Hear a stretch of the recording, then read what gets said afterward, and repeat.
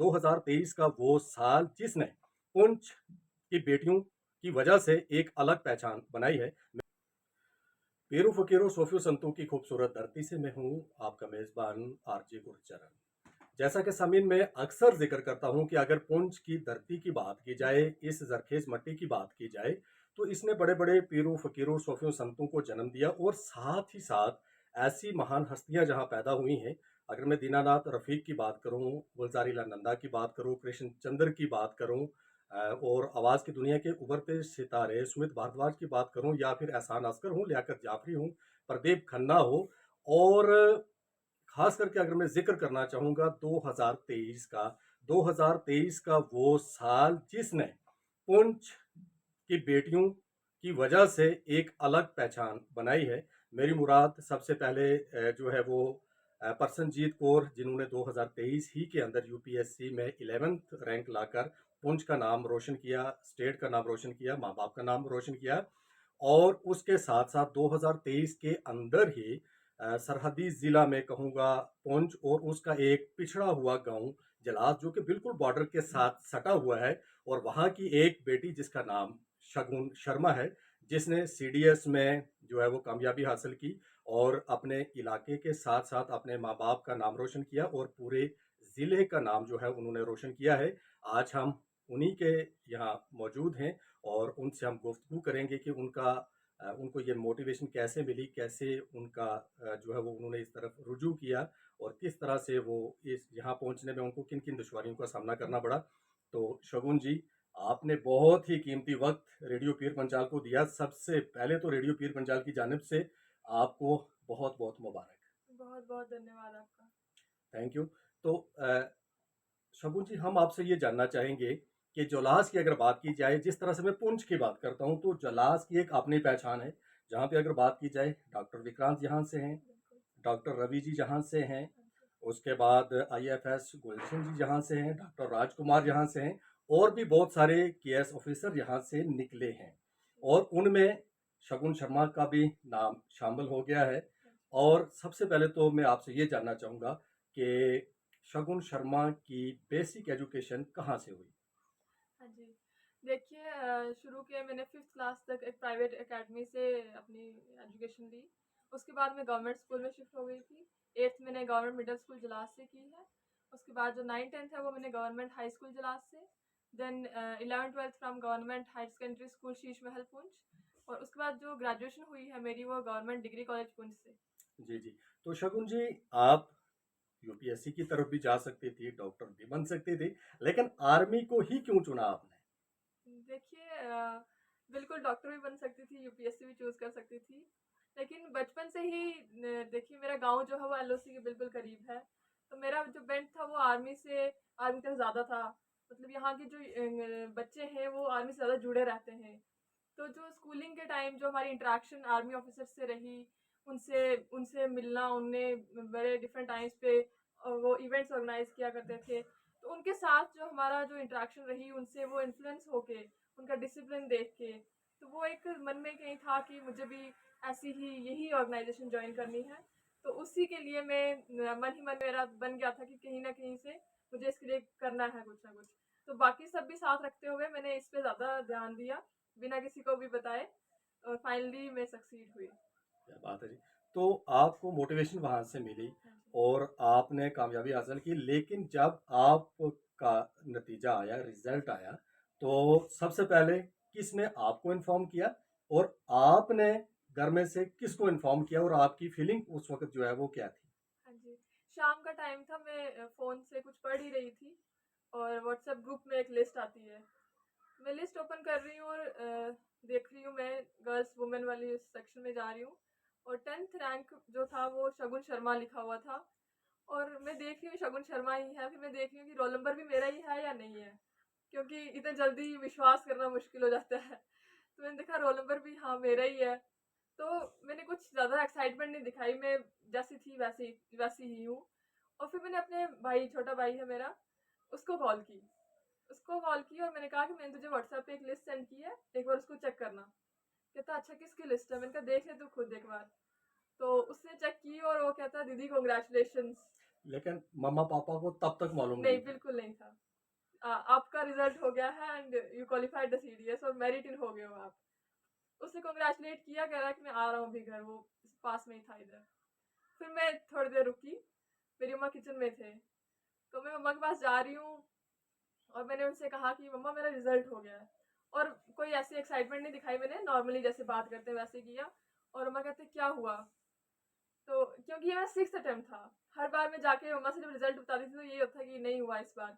तो मैंने कोई एक्साइटमेंट दिखाई नहीं थी कि हाँ इस बार हो गया। तो कहते हैं अच्छा क्या हुआ? तो मैंने कहा मैं हो गई मेरिट इन। और फिर वो मतलब उनका खुशी का कोई ठिकाना नहीं था, ठिकाना उनने नहीं पापा था। को भी बुलाया, उनने उनको भी बताया। फिर घर में बिल्कुल ही खुशी का माहौल, चाचू और भी सब आ गए, मोहल्ले से भी सब आ गए, तो फिर फिर रोने भी जश्न लग गए। चलता रहा। हाँ जी। तो मम्मा पापा का कितना, जाहिर सी बात है कि आपने कहा कि मैं अपनी ही खुशी से अपनी ही एक राह मैंने चुनी और उस पर हाँ जी। चलती रही। और जब आपने ये मतलब डिसाइड कर लिया कि मैंने आर्मी में ही जाना है, तो मम्मा पापा का क्या रिएक्शन था, वो क्या कहते थे आप? देखिए मम्मी पापा की फुल सपोर्ट रही है फ्रॉम द वेरी बिगनिंग। उन्हें कभी हमें ये नहीं कहा कि इस रोड पे जाओ या इस रोड पे जाओ, उन्हें कहा कि जहाँ आपको सही लगता है, जो आपकी चॉइस है वो फॉलो करो, परस्यू करो। तो उनने कभी रोका नहीं, जब बल्कि हमेशा सपोर्ट ही किया है कि अगर आप कहीं फेल भी हो रहे हो तो ट्राई करना मत छोड़ो, आगे बढ़ते रहो, कुछ ना कुछ सीखोगे पक्का। तो उनकी सपोर्ट थी फुल, जिसकी वजह से मैं यहाँ तक पहुँच पाई हूँ। तो शगुन जी, आज के दौर में भी हम ये देखते हैं बेशक कि आज साइंस ने बहुत तरक्की कर ली है, बहुत दूर हम चले गए हैं, लेकिन कहीं पर जो है लड़कियों को लेकर माँ बाप आज भी मतलब उतना विश्वास या उतना उन पे वो कॉन्फिडेंस नहीं रखते, उतनी प्रायोरिटी उनको नहीं देते जितनी तो उनको देनी चाहिए हाँ एज जी। Compare to guys. तो इसके बारे में आप क्या सोचते हैं? हाँ जी, बिल्कुल। मैं यही कहूँगी कि आज आज वो जो टाइम पीरियड था वो बहुत चेंज हो गया है। गर्ल्स लड़कों से कम नहीं है बिल्कुल भी। उन्होंने प्रूव करके दिखाया है। हर फील्ड में आप देख रहे हो, लड़कों के साथ चल के लड़कियाँ उनसे आगे भी बढ़ रही हैं।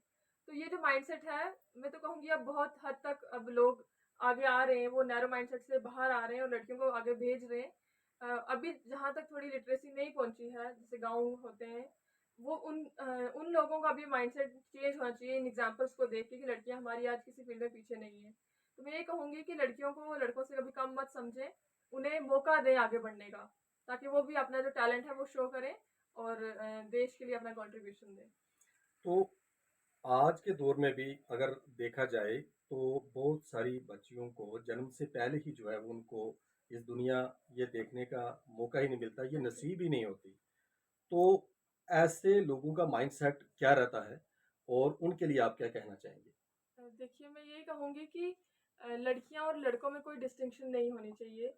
जब वो वाले, जैसे आपने कहा कि ऐसी घटनाएं आज भी हो रही हैं, वो लोग जब देखेंगे कि लड़कियां कैसे आगे बढ़ रही हैं, अपने माँ बाप का नाम रोशन कर रही हैं, तो मुझे लगता है कि उन पे भी बिल्कुल डेफिनेटली असर होगा। वो भी इस माइंडसेट से बाहर आएंगे कि लड़कियां किसी किसी से भी कम नहीं होती। आज बॉयज या गर्ल्स में डिस्टिंक्शन करने वाला वक्त नहीं रहा है। जब तक दोनों साथ में मिलकर नहीं चलेंगे आगे, कोई आगे नहीं बढ़ सकता। तो शगुन शर्मा जी, इंडियन आर्मी को लेकर अब आप क्या फील कर रही हैं?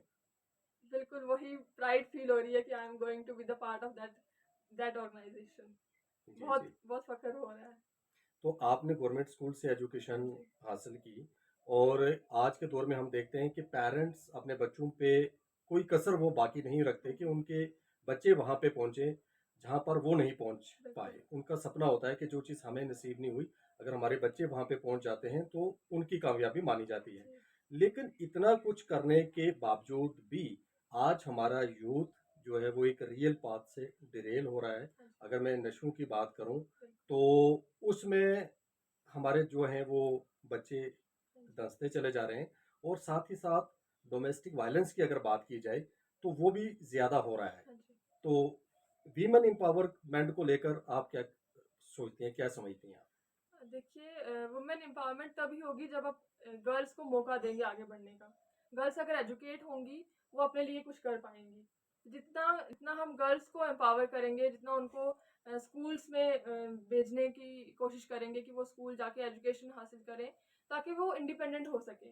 मेन रीज़न, जब तक गर्ल फाइनेंशियल इंडिपेंडेंट नहीं होगी, वो अपने लिए डिसीजन नहीं ले पाएगी। एक एजुकेटेड गर्ल जब फाइनेंशियली इंडिपेंडेंट हो जाएगी, तो वो पूरे घर को संभाल सकती है। तो मैं यही कहूँगी कि गर्ल्स को जो भी ये गर्ल्स शो देखेंगी, मैं ये कहूँगी कि वो भी एक इंस्पिरेशन लें सबसे, जितनी भी हमारी गर्ल्स आगे बढ़ रही हैं, और आगे बढ़ें, अपने डिसीजंस खुद लें और तरक्की करें आगे। तो शगुन जी, ये मेरा आखिरी सवाल आपसे रहेगा जी, कि वो लड़कियां जो शगुन शर्मा की तरह बनना चाहती हैं, जी, आपके फुटप्रिंट्स को फॉलो करना चाहती हैं, बिल्कुल। उनको किस तरह से सीडीएस की या फिर एनडीए या आर्मी में आने के लिए एज एन ऑफिसर, तो वो कौन कौन से स्टेप्स हैं जो उनको they will have to follow, तो उसके बारे में ज़रा बताएं। देखिए, जो जिसका ड्रीम है वो वही फॉलो करेगा। पहले सबसे पहले अपना पैशन ढूँढो। आप कहाँ पे आपको लगता है कि आप फिट होंगे। जब अपना ड्रीम फॉलो करोगे, आपको एक गोल मिल जाएगा, आपके दिमाग में गोल होगा कि मुझे ये चीज़ हासिल करनी है, तो आपको रास्ता दिखने लगेगा खुद ना खुद। आप जब एक मोटिवेशन लेके चलोगे कि मुझे अपना गोल अचीव करना है, तो आपको वो कहते हैं ना, यूनिवर्स हमेशा पुश करता है। तो आपको कहीं न कहीं से वो पुश मिलता रहता है, आप आगे बढ़ते जाते हैं। सिर्फ़ ये है कि मन में वो एक डेडिकेशन होनी चाहिए कि मुझे वहाँ तक पहुँचना है। तो जब आप ऐसी डेडिकेशन, ऐसी भावना लेके आगे चलोगे, तो डेफ़िनेटली अपना गोल आप अचीव करोगे। तो नाजरीन, ये जो है शगुन शर्मा जी का ये साफ तौर पे मानना ये है कि everything is feasible in this material world, but you will have to work hard. तो शगुन जी, आपने अपना बहुत ही कीमती वक्त हमें दिया, रेडियो पीर पंचाल को दिया, इसके लिए आपका बहुत बहुत शुक्रिया। Thank you so thank much.